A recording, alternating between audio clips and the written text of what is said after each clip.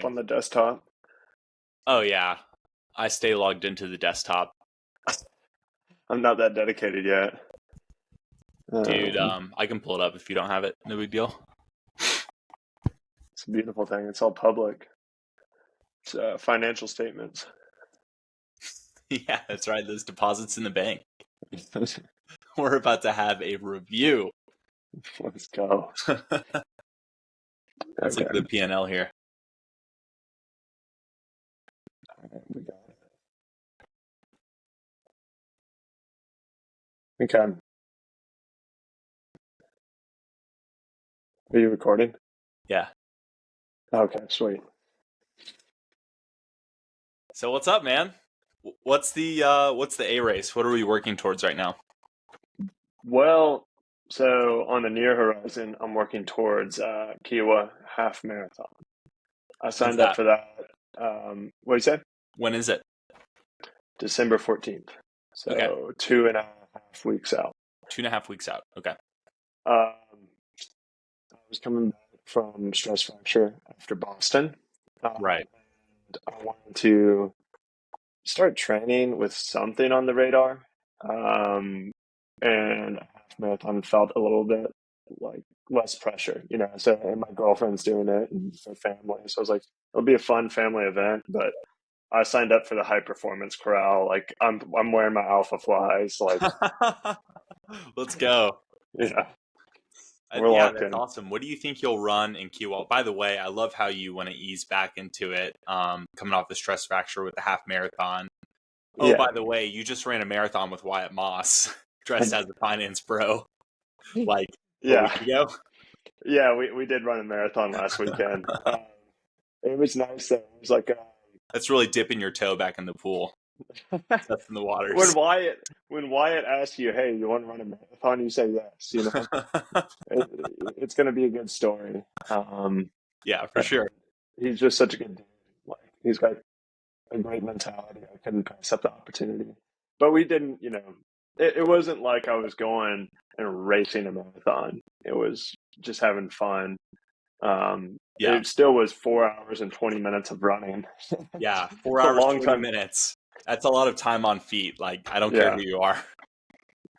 It was. But I'm still feeling healthy. Like that week, I think I ran 28, 20, 29 total miles. Like I didn't push it at all. I knew I was running a marathon. Yeah. I just want to stay healthy. Well, that's good. I mean, it at the very least, it functioned as a stress test, right, for your injury, and you passed. So yeah. I mean, felt good. So I guess with you, I'd love to like determine a kind of A race, like go and attack a marathon and try to see what we can do. Yeah, well, I want to go back and see. I just want to ask, what do you think you'll run in Kiowa at the half? I don't know. I'd say like 123 around there. Okay. I might be sandbagging a little bit. I think I could do a 122 or under if I push it. Here, I'm pulling up. My PR in the half marathon right now was during the Philly marathon last year. Shout out to the Philly marathon and everyone that just ran it this past week. Great race. My half marathon PR is a 126.16 right now. Okay. So you think you're in 123 shape, which is 620 average? Yeah. Okay. And your previous, when was the last time you were in a half? Like March 2023. Okay. So you're over, a year and a half out. And then what's your marathon PR? It was in Philly, right? A year ago? Yeah. So it was a 257. 257. Oh dang, we got a sub 3 guy on the horn here. You might be our first sub 3 runner that we're bringing on to Life and Strike Coaching. We have two guys right now who are wanting to go sub 3, and when we bring Wyatt on, spoiler alert, we're bringing Wyatt Moss on too.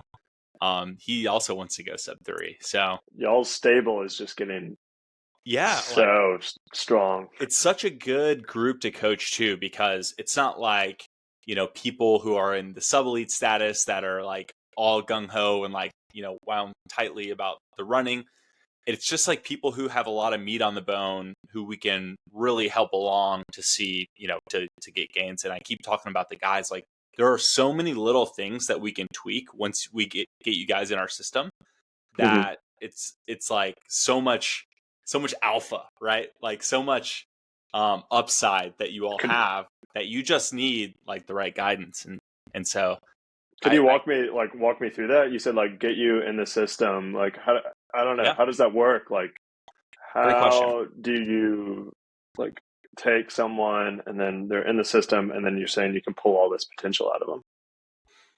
Yeah, so I'm looking at your Strava chart right now. So for starters, it looks like the Patagonia logo, and you're in trouble when your Strava chart looks like the Patagonia logo. Dude, I know I'm not giving you shit for it because I know that you're coming off injury. But just consistency is the first thing. So right off the bat, we're gonna get you up in the. Let's see what you ran last week. This looks like 30, 40, 48 43. miles. Okay, so that's quite a bit. So we'll just keep you Mm-hmm. in like the 40s. I'm showing 88.5 miles like 4 weeks ago, but I think this includes like a bike ride or something. Yes. So we're just gonna keep your mileage looking like an up and to the right chart, right? So instead of Mm-hmm. the ups and downs, and to your credit, you've been doing like a pretty consistent job, but we're just going to keep those miles consistent. And if you stack consistent miles for a marathon block, let's say 12 to 16 weeks, you're going to see gains. And so Mm-hmm. that's number one. Number two is workouts. You're doing workouts already. I follow you on Strava. I see all your runs. I know that you know to do speed work. The question is, what is the right recipe for that day? So we're super like customized to you and what like the workout that we'll give you that day. We don't have like a cookie cutter plan that we give everyone.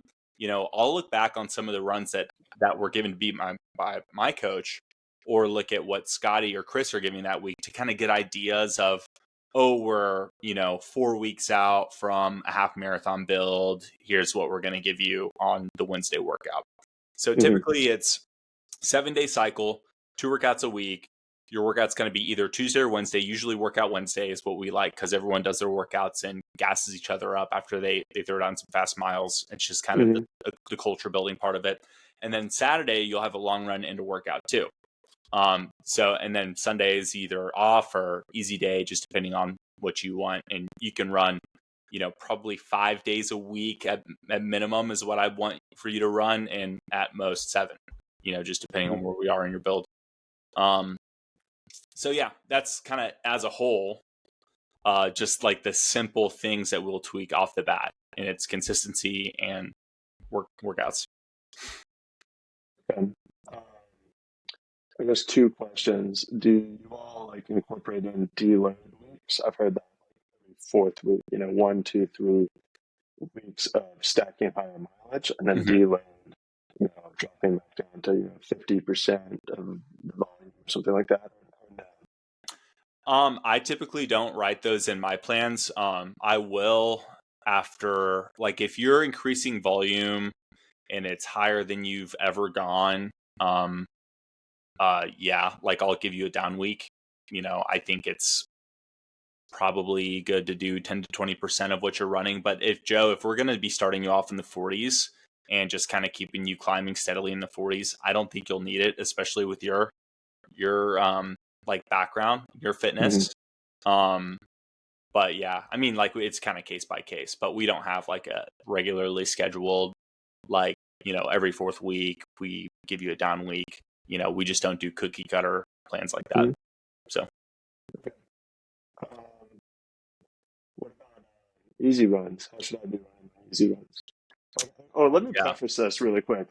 So, I mean, I guess for people that don't know me, I've started running like in 2020, started more seriously running in like 2021. I ran my first half marathon. It was just a time trial. I ran like a 137. And I followed some plans before, pieced together, but I've never had a finish. So that's why I'm asking all these questions. I'm very curious, like the philosophy behind it, and I'm very curious. Yeah, what I mean, you all are obviously studs, um, so it's really cool to get this expertise from you. But yeah, Yeah. question. So the easy runs, like my rule, it like Chris Striggle, he's a 2:30 marathoner, and he doesn't run below 8-minute pace on his easy days, and that's Mm-hmm. 5:45, I think, a mile Two and average. a half minutes. So he's 2.5 minutes. I would say that you could do 2.5 minutes. That would be totally fine. In fact, it's probably even great for just getting a little more time on feet, a little more time that your heart rate is in that zone Yeah. 1.5 2 kind of Mm-hmm. range. I would say that you want it to be probably 90 seconds to a minute slower, or I mean, 90 seconds to 2 minutes slower than Mm-hmm. your half marathon pace, or a minute slower than your marathon pace. And I think that's a good range. So for you, having a 126 PR currently in the half, that would be, 90 seconds slower than that. It's 8 minutes. So 8 minutes a mile. And so if I'm looking at your, and we um, can add some days on there. Typically, what I just do is say, like, if it's an easy day, just go easy. But we can, if you really feel like you want to run sub 8, we can give you like maintenance run pace, which is Mm-hmm. kind of like below. It's just maybe like 30 seconds below your easy. Okay. So Interesting. Yeah. For me, like, yeah, I feel like I respond pretty well to the volume, but the intensity, like, I feel pretty good, like, at workouts. Like, yeah, that's my strong suit. Like, I feel like my sprint speed, or like if I were to do all out 400, I feel like I could hang with most anyone. But can I do that over and over again? No. Like, I definitely cannot. So I feel like that's where I need. Yeah, I think this goes back to consistency, right? yeah, for sure. Yeah. And on that, I was just thinking about you're good at performing like high intensity stuff. Like, I'll be curious to see. I'm glad you're running this half in of 2 weeks, because to me that's like, okay, we have a benchmark like right off the bat with your kind of checkered resume, like coming in with being weeks on and weeks off, and the Strava chart looking like the Patagonia logo. So I'll be Yeah, good to get a to get a benchmark from you right off the bat. So yeah.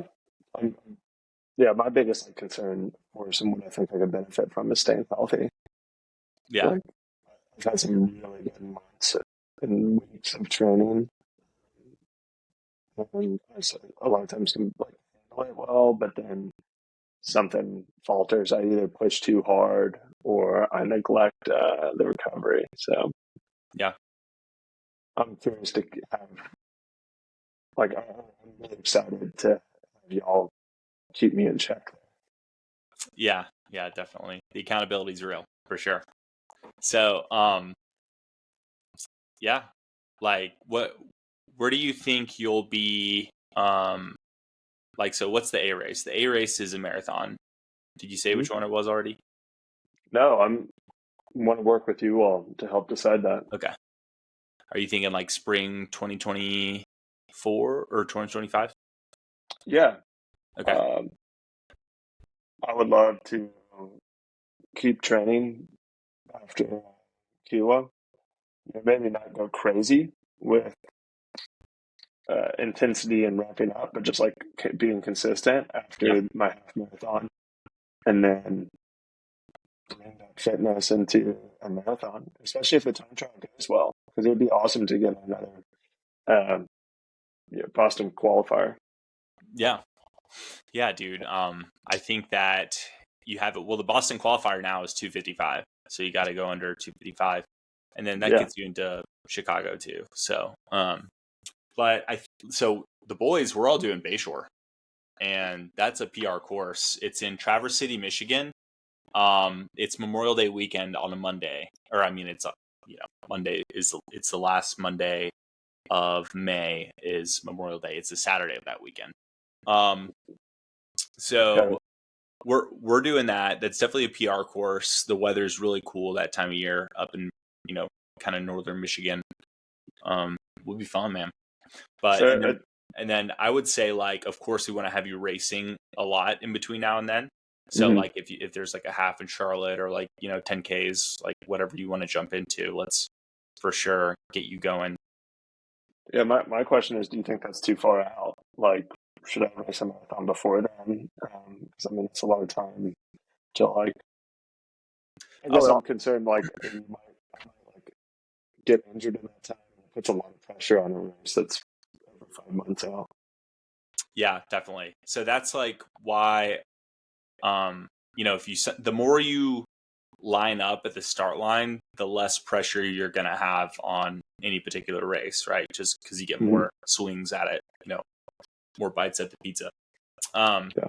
so if it just depends on what you want to do. Like, if you want to have like a really long build and jump into a few halves, like kind of in your build, then I think like that would be a good one. Selfishly as a friend, I'm inviting you up there because I know all the guys are going to be up there. It's going to be a sick weekend. But no, like if you want to do a Carmel marathon in April or even like a Houston marathon in January, if you could still get in, like that'd be awesome. You could do that too. Like I did 4 marathons last year, man. And, I did January, April, October, and November. And so, it's just like however you want to do it. I'll probably only do 3 next year. So Boston, Bayshore, and Chicago. Okay. What if we try to put one in February and then I have like another 3 months after that? So then I can do like February, heat check. If it doesn't go well, short line it, or just take some pressure off of the May. Especially because I feel like you could get 70-degree weather in May. Well, is there a race near you in February? I don't know. Yeah. So that's the thing. Like, I don't know. That's going to Austin. be, yeah, your schedule and like travel logistics is probably going to be the, constraint. Um, I would say if you want to do Bayshore, you could probably like recover in 5-6 weeks. And, so look 5-6 weeks before for a marathon near you. And then like we could just basically have you recover and maintain fitness and then give it another crack at Bayshore if like it doesn't go according to plan. Okay, So great. Yeah, well, maybe what we do, well, I run the half marathon, see how we're feeling, how pushing, and then we can put together, a plan based off that. yeah, Either it doesn't go well or I'm feeling kind of beat up after that, then we can say let's take a month off or a few weeks off. Like off, I mean like down weeks, and then let's get back to being sure we got a long time to build no pressure, or hey, let's kind of use this fitness and not wait too long on it. So I like it. All right. um, I'm going to look at your Strava and let's get you started like let's go. today. Okay. So yesterday, 8.15 miles at easy pace. Love that. 9:12 pace. That is amazing. And those are It's your 8 miles easy. for the week. That's great. Okay. You want to work out or are you racing Thursday? Like a turkey trot or anything? I don't have anything lined Okay. up. Um, are you traveling home? You going to be back in Nashville or? No, I'm staying here Cool. in Charlotte. Okay. Do you want to work out tomorrow or Thursday? I was planning on, before we had this call, I was planning on doing a group workout here Okay. in Charlotte. So I was going to go check that out. What's the workout? They haven't told me yet. That's the issue. I got the workout in like 3 or 4 hours. Okay. All right. Maybe once I receive it, I'll send it to you. Yeah, See what you I'll think. give you an option, and between the two, pick the harder of the two. Okay. I, All I, right. So Andy and I, Andy, friend of the pod, we love Goodwill Hunting, and I love that movie. it's a great movie. So the Mm-hmm. scene where Matt Damon's in Robin Williams' office, and he's telling him about his dad, and he would say, he'd give me the option when he beat me, the belt or the wrench. And so whenever we get options in the workout, we take the wrench. And so Robin Williams asked him, why do you take the wrench? Like, why would you do that? And Matt Damon responds, because fuck him. That's why. So we take the wrench. If you get 2 workouts, you got to take the wrench. Okay, let's So go. So what would you draw up for me? Based off of, I'm coming off of, I've been averaging about 40 miles per week. I haven't honestly had a crazy workout in a few weeks. okay, Nothing Yeah. pushing the pace. And I'm 2.5 weeks out from a half marathon. all right, 2.5 weeks out. So you can have a really big boy workout. Like this is probably one of your like workouts that you want to hang your hat on when it comes to your training block. I would give you probably something, so 40 miles a week. What's like a typical mileage you hit in the middle of the week if you run a workout? Are you up in like the 8 mile? Are you 10, 12, 14? Like on a Wednesday workout? Total or like miles of work? Total. So easy and yeah. Okay, I would say I'm probably doing somewhere around 10 miles of total volume, 6 to 7 miles of work. Okay. Okay. So I would probably give you something like an 8 by 800 or a 10 by 800. I'll probably give you an 8 by 800. And I will give you that. Let's see what this pace is. And this will actually be a really good indicator on Let's go. your fitness for this race. Let's see here.